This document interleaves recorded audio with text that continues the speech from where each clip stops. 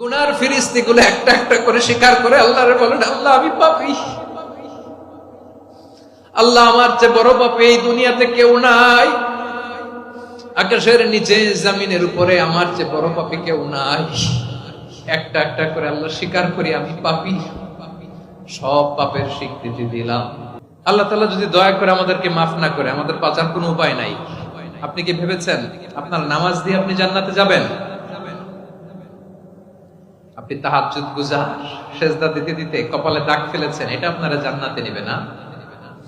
আপনি এলাকার সবচেয়ে বড় হাতেম তাই দানশীল, এই দানের ভরসায় বসে আছেন, কশিন কালো আমাদের নামাজ, আমাদের রোজা, আমাদের ইবাদত, এগুলোকে মিজানের পাল্লায় উঠালে কোনো ওজনই হবে না।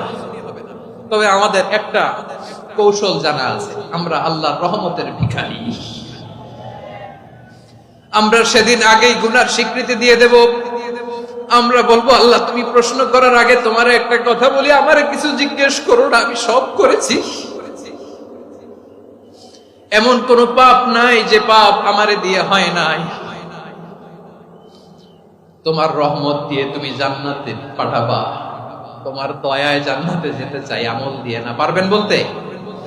কিয়ামতের দিন আমরা বলবো, আল্লাহ আমার আমল দিয়ে জান্নাত চাই না, আমি তোমার দয়া দিয়ে জান্নাত চাই। তোমার দয়া ছাড়া আমার কোনো উপায় নাই। কারণ আল্লাহ যদি বিচার করে, বাঁচার কারো উপায় নাই। আল্লাহ যদি বলে ফেলেন তুই এটা করলি কেন, ওখানে গেলি কেন, কোরআনে 1000 বার নিষেধ করলাম তারপরেও এই পাপে জড়ালি কেন, এরকম প্রশ্ন ছুড়ে দিলে আমার উত্তর আছে? বাঁচার কোনো উপায় আছে? আপনার আমল দিয়ে জান্নাতে যাবেন? কি দিয়ে যাবেন? আল্লাহর দয়া দিয়ে। আল্লাহর রহম আর দয়া ছাড়া কেউ জান্নাতের চেহারাও দেখতে পাবে না।